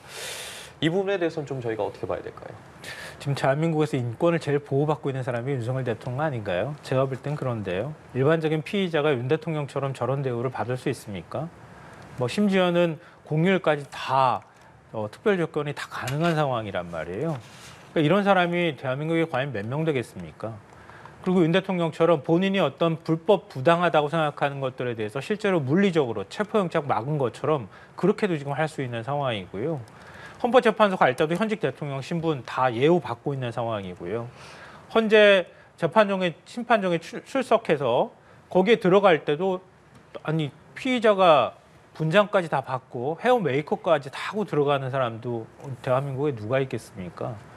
그러니까 윤 대통령은 스스로 인권 침해를 좀 당하고 있다고 하는 인식을 하는 것 같은데요. 그 얘기는 일종의 음모론에 좀 가까운 얘기라고 봐요. 왜냐하면 윤 대통령이 계엄을 선포했던 배경과도 똑같은 거란 말이에요. 그러니까 대한민국은 자신이 통치하는 나라가 아니라고 하는 인식을 갖고 있는 거죠. 그러니까 대한민국을 움직이고 있는 사람들은 야권이든 반국가 세력이든 누군가가 별도로 있는 것이고 그들이 나를 지금 이런 궁지로 몰고 있다고 생각을 하기 때문에 인권이라고 하는 얘기를 그렇게 쉽게 입에 올리고 있는 것 같은데요. 제가 볼 때는 인권을 제일 침해받을 가능성이 높았던 사람들은 윤 대통령이 체포하라고 지시했던 그 대상자들이거나 저는 국민이라고 생각해요. 근데 오히려 윤 대통령이 더 큰 소리를 치면서 인권을 보호해야 된다고 얘기하는 것은 일종의 형용모순에 가까운 얘기다라고 생각합니다. 윤 대통령 측에서 지금 구속 취소 신문에서 인권 보호와 관련된 이야기를 하고 있고 관련한 내용이 계속 들어오고 있는데 신체의 자유를 과도하게 침해하지 않는 게 헌법 정신이라고 이야기를 했다고 합니다. 이런 인권에 대한 부분도 그렇고요. 지금 말한 게 결국 연결되는 부분이지 않겠습니까? 지금 인권이 가장 많이 잘 보호되고 있는 사람이 윤석열 대통령이다. 참 저희들로선 참 어이가 없다라는 말씀을 드릴 수밖에 없고요. 아까 제가 이 방송 토론 모두에 말씀드리지 않았습니까? 체포부터 구속 그리고 기소에 이르기까지 모든 과정이 절차적 불법 소지가 다분하다라는 말씀을 드렸습니다. 체포할 때 어땠습니까? 다시 한번 말씀드리겠습니다. 관할 법원인 서울중앙지방법원에 영장을 청구하면 되는데 서부지방법원에 청구했다. 왜 청구했겠습니까? 거기 판사가 우리법 연구회 아닙니까? 그리고 수사하는 공수처의 수장, 오동훈 공수처장, 국제인권법 출신 아닙니까? 전부 다 국제인권법 아니면 우리법 연구회 출신들만 골라서 수사하고 그리고 영장 실질 심사를 하고 그리고 지금 헌법재판소도 마찬가지 아닙니까? 8명의 헌법재판관 중에 3명이 무려 우리법 연구회 출신이다. 이거 어떻게 생각하십니까? 이게 우연의 일치입니까? 그리고 이분들이 내리는 판단이 절차적 정당성을 완전히 무시하고 윤석열 대통령 측에 완전히 불리한 결정을 내리지 않았습니까? 우리는 사례, 팩트를 중심으로 말씀드리는 것이지 단순히 우리법 연구회, 국제인권법이라고 해서 무작정 저희가 비난하는 게 아니거든요. 이게 오비일학이라고 보기가 참 어렵다. 그래서 이 우리법 연구회 출신들이 왜 이렇게 편파적인 결정, 그리고 형사소송법 111조, 그리고 헌법재판소법 제32조 이렇게 명확하게 살아있는 법을 무시하고 제척시키고 지금 법 적용을 안 하겠다. 그리고 자신들이 원하는 대로 지금 추진하겠다. 이런 식 아닙니까? 그래서 체포부터 구속 그리고 기소에 이르기까지 전 과정이 다 절차적으로 불법이었다. 이런 상황인데 지금 인권이 최대한 보장되고 있다? 저희들로선 참 어이없는 그러한 판단이다. 그 말씀을 안 해드릴 수 없고요. 이런 상태에서 지금 재판에 넘겨지긴 했지만 지금 만시지탄이긴 하지만 구속 취소 신문에서 정의로운 결정 그리고 합리적인 결정이 나오길 기대합니다. 또 하나 이런 예, 예. 주장을 할 수 있는 것 자체가 인권이 보호되고 있다는 뜻이에요. 참 그런 말도 하지 말라는 겁니까? 왜냐하면요. 참 어이없는 말씀하시네. 왜냐하면은요. 이런 아니, 말도 하지 말라는 거예요? 이런 주장을 누구나 다 할 수 있다고 하면은 일반적인 피의자는 이런 주장 못 하거든요. 말씀 좀 가려서 하세요. 왜냐하면은요. 우리나라 법원의 판사가 이러니 저러니 그러면서 판사가 잘못됐다는 등 이런 얘기를 할 수 있겠습니까? 일반적인 피의자들이 판사가 특정의 어떤 학술 단체나 이런 것들에 있다고 해가지고 그걸 문제 삼아서 나는 저런 판사들한테 판단 못 받겠다고 주장할 수 있는 사람이 대한민국 피의자 중에 몇 명 되겠습니까? 저는 윤석열 대통령밖에 없는 것 같거든요. 그러니까 그런 방식으로 내가 마음에 드는 판사를 고르겠다고 하는 식으로 나오는 것은 기본적으로 사법질서를 부정하는 것이나 다름없는 주장이다 이렇게 보이고요. 헌법재판소도 역시 저는 마찬가지예요. 그럼 반대편에서 똑같은 주장할 수 있지 않겠습니까? 윤석열 대통령이 임명한 헌법재판관은 그러면은 윤 대통령한테 편향될 수 있으니까 그 사람 빼라고 주장하면 뭐라고 얘기할 겁니까? 그 사람은 멀쩡하게 아무 잘못이 없고 반대편에 자신이 마음에 안 드는 사람들은 재판관 자격이 없다고 얘기하는 것은 자기 모순에 불과하다라고 생각하고요. 그리고 윤 대통령 인권 얘기하면 안 돼요. 왜냐하면 윤 대통령을 계엄을 선포했던 사람입니다. 계엄 포고령에 한번 보십시오.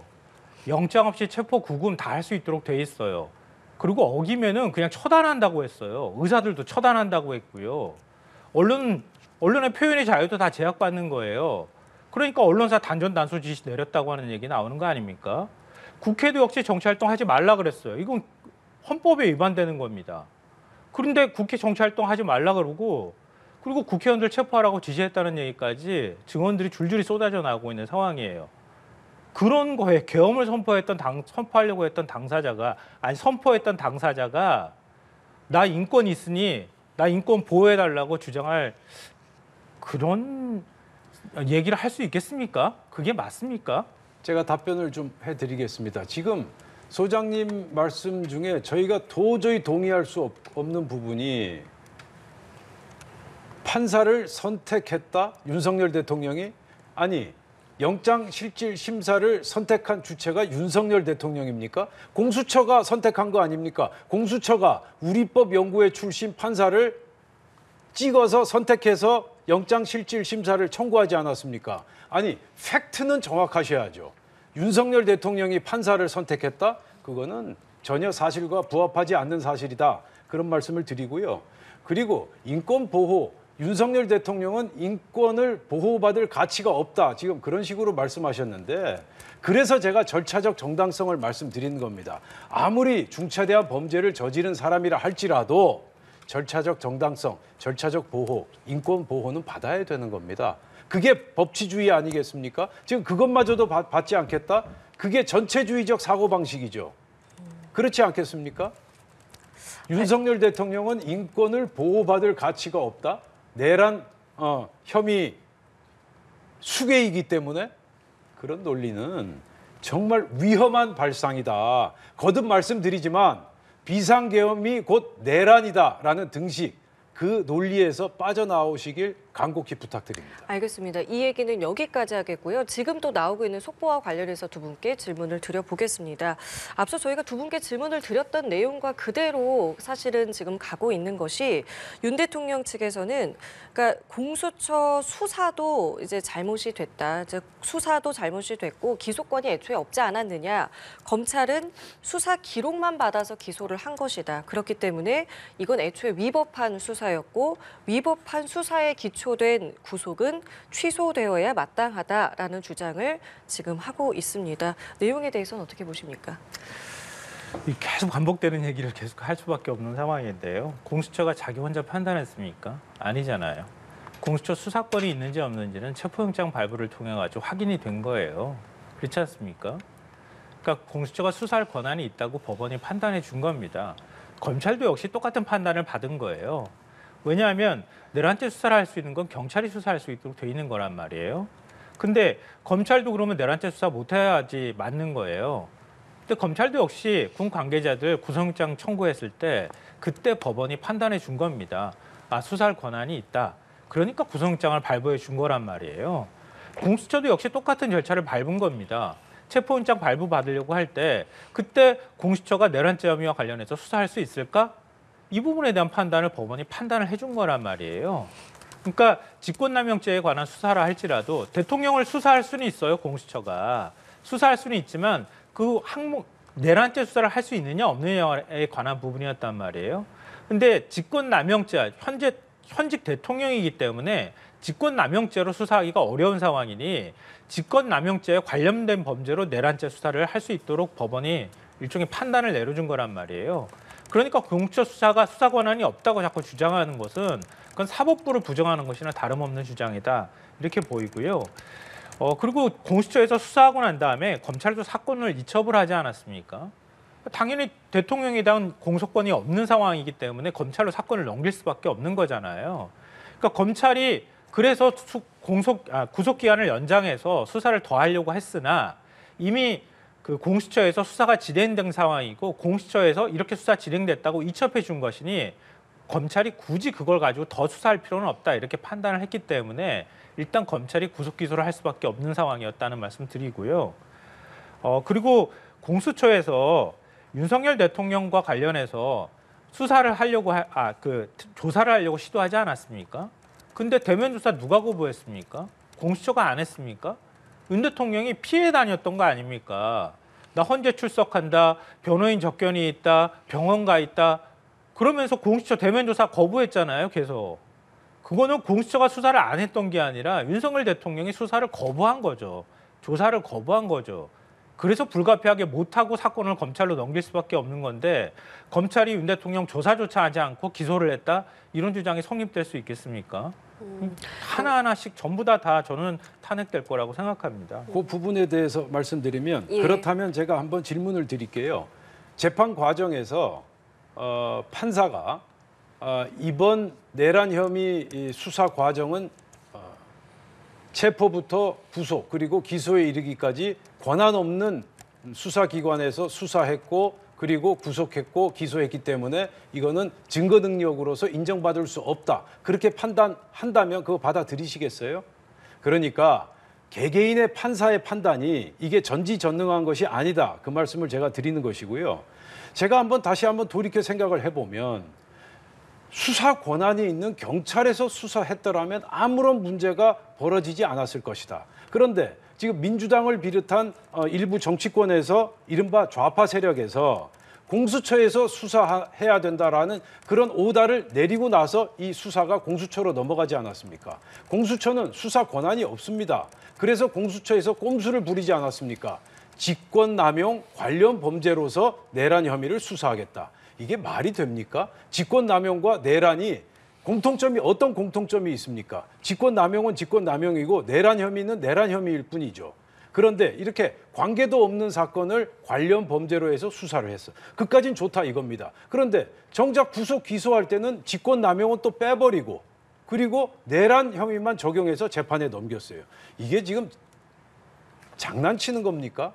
이런 식으로 사법적인 절차적인 정당성을 완전히 무시하고 지금 진행되고 있기 때문에 윤석열 대통령이 공수처 수사에 응하지 않은 겁니다. 저항하는 겁니다. 피하는 게 아니에요. 그걸 가지고 피했다고 말씀하시면 아니 되는 겁니다. 윤석열 대통령이 공수처 검사 수사에는 응하지 않았지만 그러나 헌법재판소는 나가지 않았습니까? 그리고 오늘도 공판 준비 기일에 재판정에 나가지 않습니까? 그래서 정당한 재판, 정당한 수사에는 응한다. 그러나 정당하지 않은 수사와 재판에는 응하지 않는다. 그런 아주 원칙론적인 입장을 지금 개진하고 있고 실제 행동으로 옮기고 있다. 그 말씀을 제가 다시 드리겠습니다. 내란죄에 대한 부분 말씀해 주셨는데요. 지금 전해지는 바에 따르면 윤 대통령 측에서도 대통령에 대한 내란죄 성립되지 않는다라고 주장을 하고 있습니다. 말씀해 주신 부분과 연관지어서 어떤 의견 갖고 계신지 여쭤보겠습니다. 어떻게 성립이 안 된다고 주장하는지 잘 모르겠어요. 저는 납득이 잘 안 되거든요.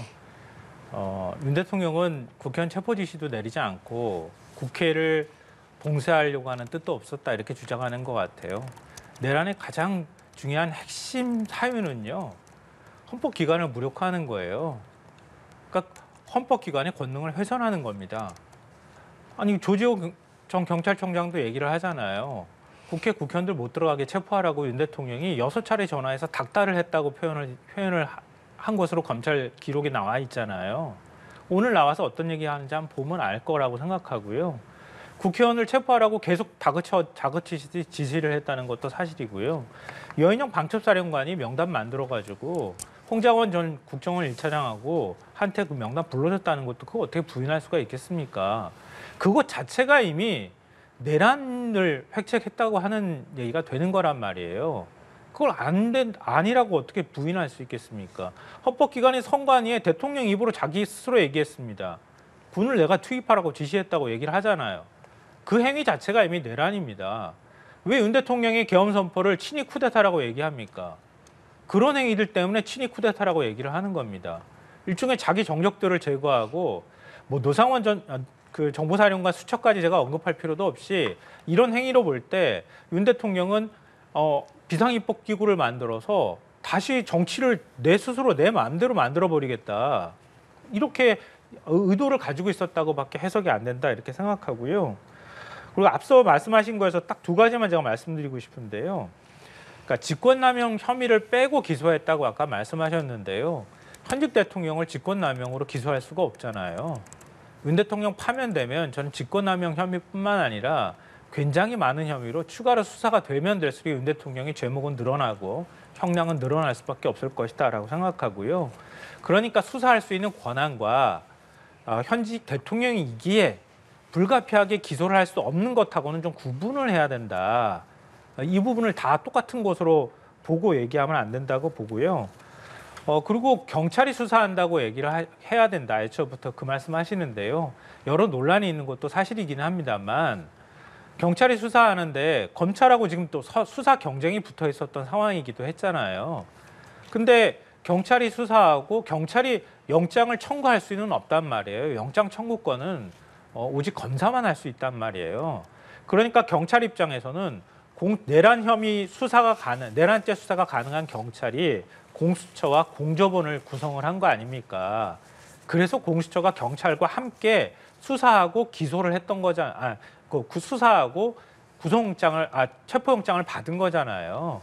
그러니까 마치 경찰은 따로 수사하고 공수처는 공수처대로 따로 수사한 것처럼 얘기하시는 것은 사실관계하고 다르다 이 말씀 드립니다. 예. 말씀해주신 내란죄에 관련된 부분도 그렇고요. 조금 전에 이제 윤 대통령 측에서 PPT 종료가 끝났고 검찰 측에서도 윤 대통령 측이 구속 취소가 필요하다는 주장에 반박을 하고 있는데 피고인 수사가 적법 절차에 거쳐서 진행이 됐다라고 입장을 밝혔습니다. 앞서 검찰 측에서 주장했던 부분들, 계속 나오고 있는 부분들, 반박하고 있는 부분들에 대해서 어떻게 듣고 계시는지도 여쭤보겠습니다. 검찰 측에서는 당연히 저렇게 주장할 수밖에 없을 것이고요. 지금 소장님께서 말씀하신 이제 조지호 경찰청장 진술을 말씀을 하셨는데 지금 윤석열 대통령의 정치인 체포 논란 이 부분은 아직까지 확정적으로 우리가 단언할 수 없는 단계다. 그렇게 저는 보는 게 제일 정확하지 않나 생각합니다.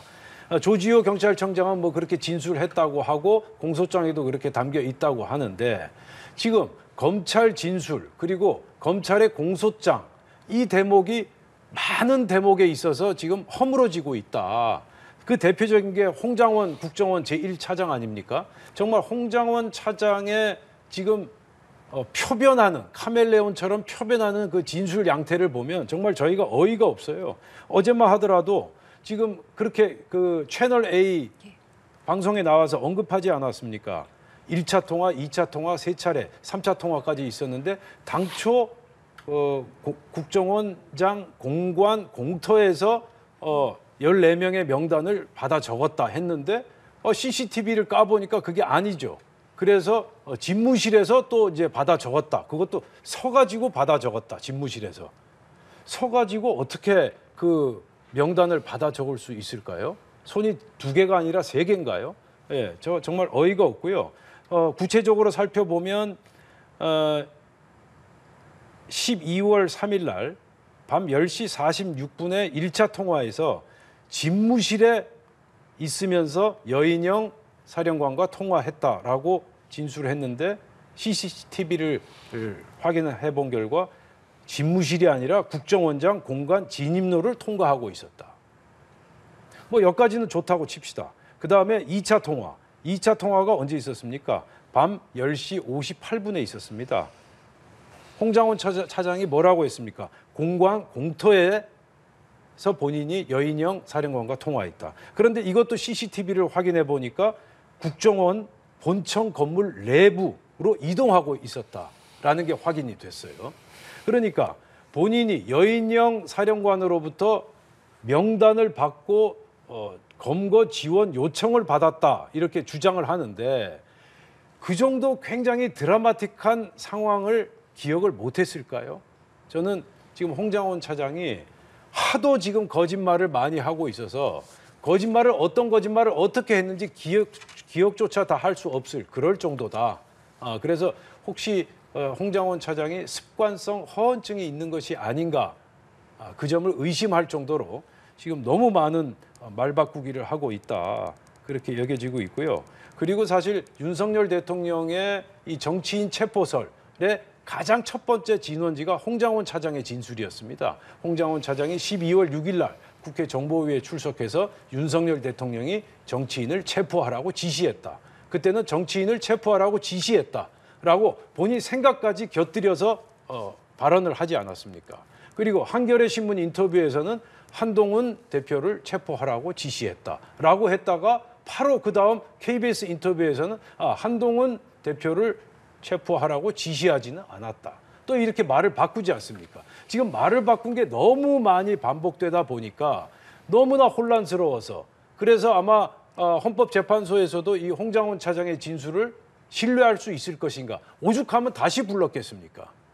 그래서 제가 지금 말씀드리고자 하는 취지는 뭐냐면 검찰이나 공소장에 나와 있는 내용을 100% 신뢰할 수 없는 상태다. 그래서 오늘 홍장원 차장, 한덕수 총리 그리고 조지호 경찰청장의 헌법재판소 진술을 다시 한번 들어보자라는 게 제 주장입니다. 알겠습니다. 이게 좀 뭐 내란이냐 아니냐 이 얘기를 하다가 이제 오늘 있을 탄핵 심판 10차 변론 증인 이야기까지 나왔는데 나온 김에 여쭤볼게요. 이제 오늘 두 번째 증인으로 이제 홍장원 1차장, 그리고 세 번째 증인으로 조지호 전 청장 나오게 되는데 말씀하신 것처럼 이게 진술이 조금 이제 바뀌는 부분과 관련해서 오늘 윤 대통령 측에서는 이 신빙성을 굉장히 적극적으로 좀 다퉈볼 것 같단 말이죠. 어떤 부분들을 조금 눈여겨보고 계신지 여쭤보겠습니다. 일종의 이제 12상귀에서 꼬투리 잡기 하고 있다 저는 그렇게 생각하는데요. 예를 들면 우리가 증인이 한 명이에요. 진술하는 사람도 한 명이고요. 그러면 그 사람의 진술의 신빙성을 다툴 수 있거든요.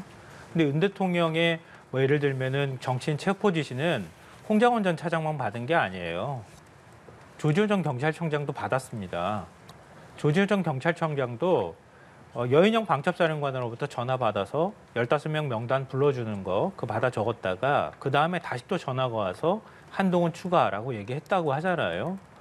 근데 홍장원 전 차장이 얘기하는 명단과 전화 받았다고 하는 사람도 똑같고요. 홍장원 전 차장이 받았다고 하는 명단하고 조지호 전 경찰청장이 받았다는 명단이 거의 일치해요. 이게 어떻게 가능한 일이겠습니까? 근데 이걸 없는 일이라고 주장한다고 없겠습니까? 우리 보통 사람 기억력은 저도 마찬가지지만 당신 방금 전에 한 10분 전에 얘기 들은 거 한번 다시 복기해봐라고 하면 저도 아마 사용했던 단어들을 다 좀 바꿔간다거나 아니면 정확하게 기억 못하는 일들이 많이 있을 거예요. 계엄을 선포할 때 윤석열 대통령만 흥분했던 건 아니었을 거거든요. 그 지시를 받은 사람들도 굉장히 경황이 없었을 겁니다. 그 지시를 이행하는 절차들이나 과정들도 있었기에 굉장히 많은 사람들하고 통화도 해야 되는 상황이었을 거예요. 그러니까 뭔가 이상하다고 해서 본인이 받아 적었다고 하는데 굉장히 여러 사람들하고 당시에 통화하거나 뭔가 얘기들이 있는 상황이어서 그 일일이 다 정확하게 기억하지 못했다고 해서 그 객관적 실체 자체가 사라지는 것은 아니다. 그러니까 윤 대통령 측은 이 본질적인 부분들을 탄핵하기가 어려우니 계속 격가지를 그냥 시비 삼으면서 할 가능성이 매우 높다고 보이고요. 홍장원 전 차장이 그동안에 보여줬던 굉장히 떳떳한 태도라든가 이런 것들로 볼 때 충분히 설명이 가능하다. 누구의 얘기가 맞는지는 오늘 헌법재판소 증인 신문을 통해 가지고 드러날 가능성이 매우 높다 이렇게 보고요. 마침 또 좀 그 조지호 전 경찰청장도 오늘 나온다고 하잖아요. 그러니까 예. 두 사람 얘기가 그냥 바로 비교가 될 겁니다. 조지호 전 경찰청장도 본인 스스로가 체포 명단 윤 대통령으로부터 직접 체포하라는 지시 받았다고 또 얘기하고 있잖아요. 그리고 국회 봉쇄 지시도 받았다고 하고요. 국회의원 못 들어가게 국회의원들 다 체포하라고 얘기했다는 거 아닙니까? 그러니까 조지현 전 청장 말만 들어도 충분히 알 수 있다고 보고요. 오늘 동아일보도 굉장히 흥미로운 보도를 냈던데요. 곽종근 전 특전사령관 역시 마찬가지잖아요. 단어가 뭐 인원이니 요원이니 뭐 국회의원이니 이런 거 가지고 계속 시비 삼았잖아요. 얘기하는데요. 오늘 동아일보 보도를 보면 특전사 1 공수여단 대대장인 반모중령이 검찰에 가서 진술을 했답니다. 그러니까 특전사령관이 당시에 지금 전투통제실에서 화상회의를 통해서 여단장들한테 지시하는 게 그대로 다 생중계됐다고 하지 않습니까? 그 지시를 받았다고 인정을 합니다. 뭐라고 얘기했냐고 하면, 그러니까 본인 스스로도 의원인지 요원인지, 군에서는 인원이라는 말을 참 많이 썼기 때문에 인원이 맞는지 의원이 맞는지 확인을 하는 절차를 밟았다 그래요. 그러니까 의원이 맞다고 하더라, 국회의원이 맞다고 하더라라는 걸 당시에 지시를 받을 때 이미 확인했다고 얘기를 하고 있고요. 그리고 국회에서 의원을 끄집어내라는 지시를 받았다라고 검찰에서 진술하고 있습니다. 수차례 걸쳐서 지시를 받으면서 문짝을 부숴서라도 의원들 끄집어내라고 하는 지시를 받았다고 얘기를 하고 있거든요. 그럼 곽종근 전 사령관 얘기가 허위거나 예를 들면 민주당의 회유를 통해 가지고 만들어낸 얘기라고 하면 반모중령도 만들어낸 얘기여야 하는 거 아닙니까? 반모중령도 민주당이 그러면 공작하고 회의했다고 주장할 겁니까? 그러니까 안 되는 거예요.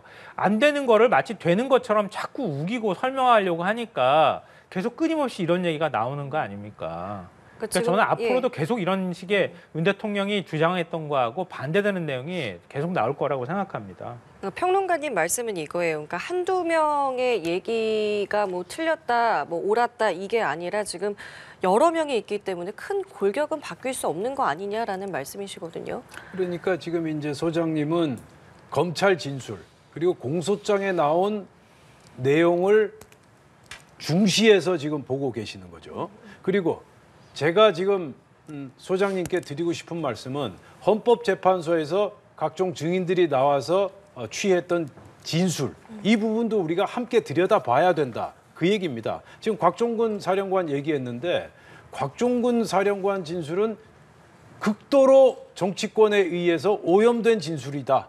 그렇게 볼 수밖에 없다. 그거는 유튜브 영상 화면 안에 나와 있습니다. 그때 김병주 장군과 인터뷰할 때 제가 분명히 지금도 기억에 선명해요. 곽종근 사령관이 언급합니다. 국회의사당 안에 있는 요원, 인원들을 밖으로 빼내라 지시. 이렇게 얘기를 하자 그 말을 딱 낚아채고 그 누구죠? 박선원 의원인가요? 네. 낚아챕니다. 국회의원들을요?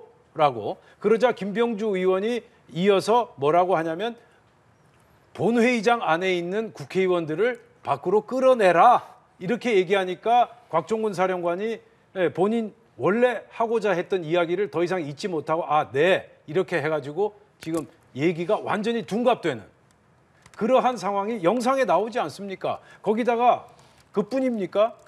사전 질문 주고 사전 답변까지 서로 그야말로 짜고 치는 그러한 양상까지 있지 않았습니까? 거기다가 국회 진술을 할 때 국회 휴게실에서 쉬고 있을 때 리허설까지 시키지 않았다고 합니까? 그러한 진술을 어떻게 우리가 신뢰할 수 있습니까? 그렇기 때문에 그래서 예. 지금 곽종근 사령관 그리고 홍장원 차장처럼 계속 진술을 번복하는 바람에 신뢰하기 어려운 진술도 있고 그리고 헌법재판소에서 여인영 그리고 이진우 사령관이 분명히 언급하지 않았습니까? 본인들은 대통령으로부터 체포 지시를 받지 않았다. 그리고 여인영 사령관이 또 진술하지 않았습니까? 홍장원 차장에게 체포라는 단어를 쓴 기억이 없다. 그래서 지금 우리가 알고 있는 체포 명단이라는 게 정말 체포를 위한 명단인지 아니면 주요 정치권 인사들에 대한 동향 파악을 위한 그러한 명단인지 이 부분이 앞으로 더 가려져야 된다. 제가 그 말씀을 드리는 거예요. 그래서 제가 소장님께 당부하고 싶은 대목은 검찰 진술 그리고 공소장 내용 본인이 보고 싶은 내용만 지금 들여다보지 말라.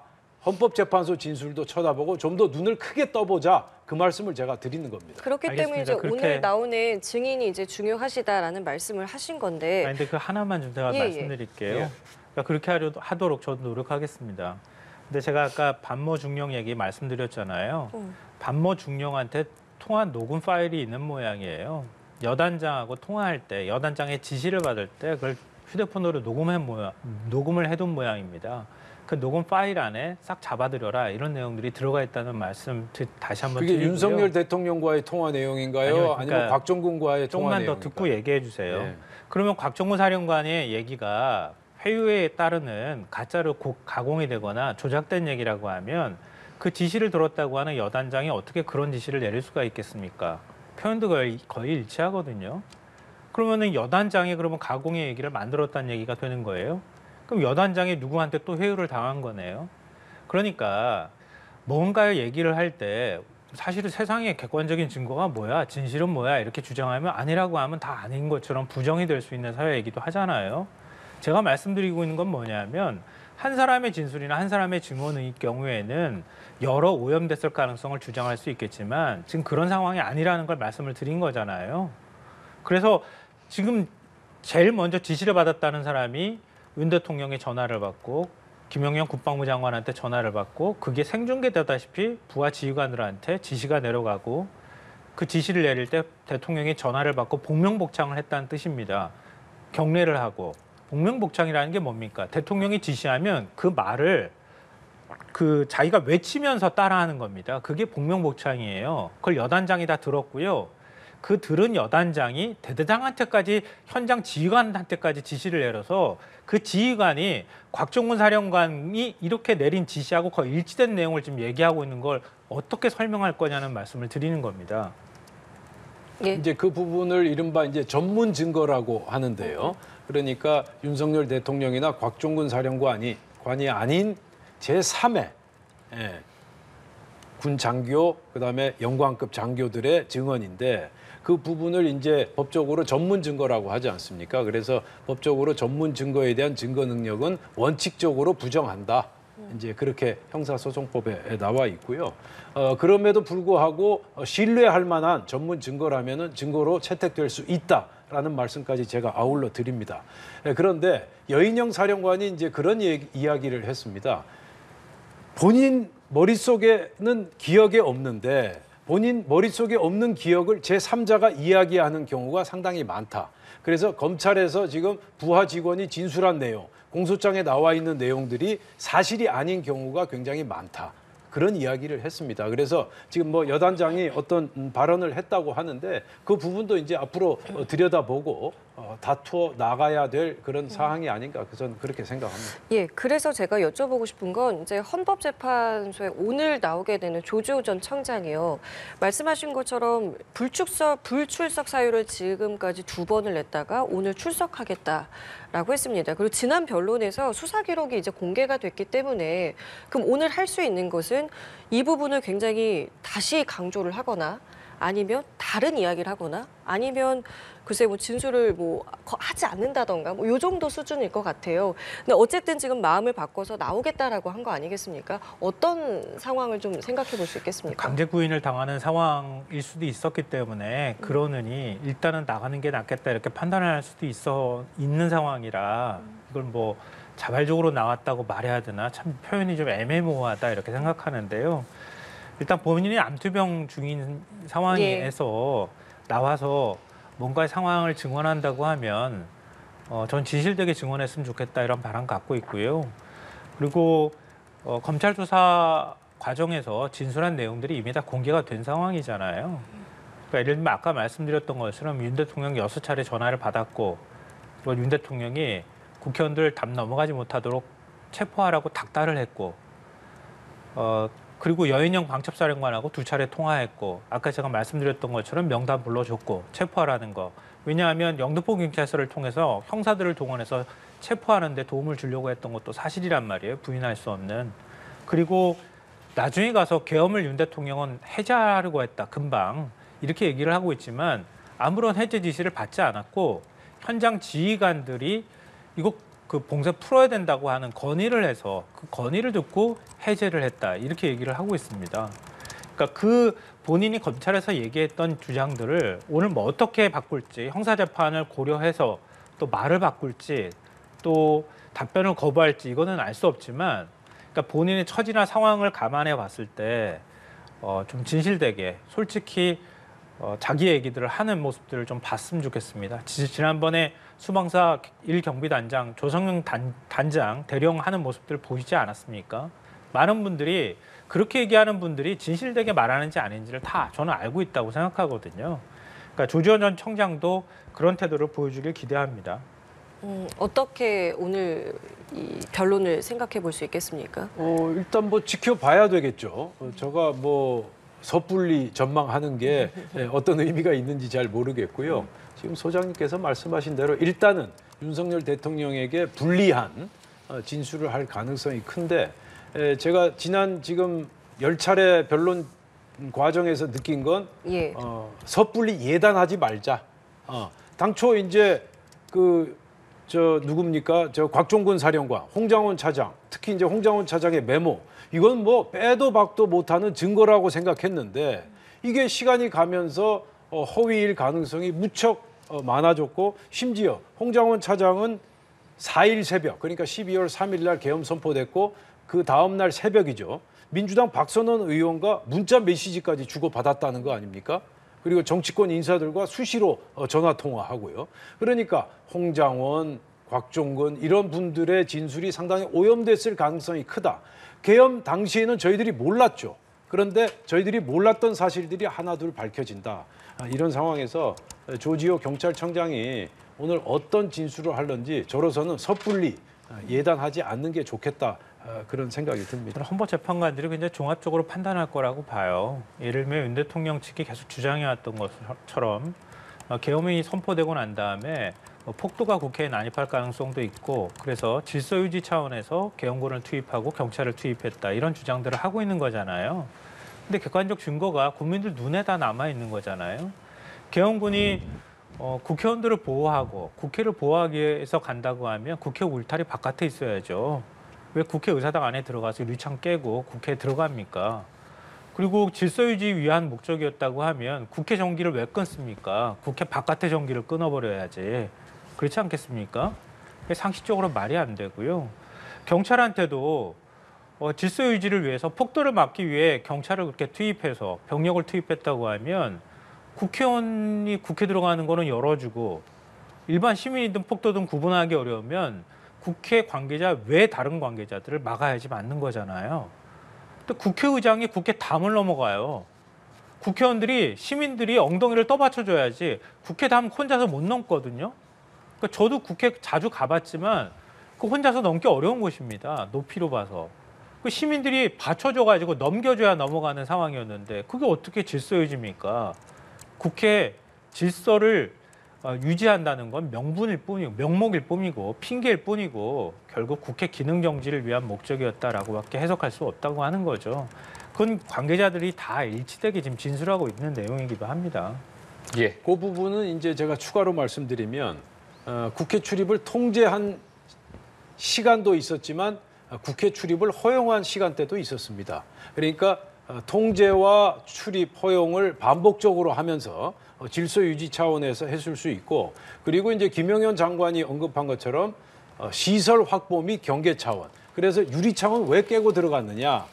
그 부분에 대해서도 사실 그 시간 그 11시 30분 때 이미 국회 본관 안에 일반 시민들까지도 다수가 들어가 있는 그런 상황. 그래서 계엄군 입장에서는 국회 안에서도 시설 확보를 하고 경계를 해야 될 필요성은 어느 정도 있었다. 그러한 차원에서 이해할 수가 있겠고요. 단순히 뭐 무조건 군이 국회 본관 안에 들어갔으니까 정치인을 체포하기 위한 것이었다. 그렇게 단정할 수는 없는 것이다. 예를 들어서 그 김현태 707 특임단장이 증언하지 않았습니까? 지하실에서 안규백 의원, 민주당 안규백 의원과 마주쳤는데 안규백 의원이 왜 날 체포하지 않느냐 뭐 그런 식으로 나중에 증언하지 않았습니까? 그런데 김현태 단장의 입장에서는 국회의원 체포가 목적이 아니었다. 그래서 안규백 의원을 현장에서 체포하지 않았다. 그런 식으로 증언을 했고요. 그래서 당시 상황에 대해서는 이렇게 볼 여지도 있고 저렇게 볼 여지도 충분히 있다. 그 말씀을 제가 다시 한번 드리겠습니다. 예, 알겠습니다.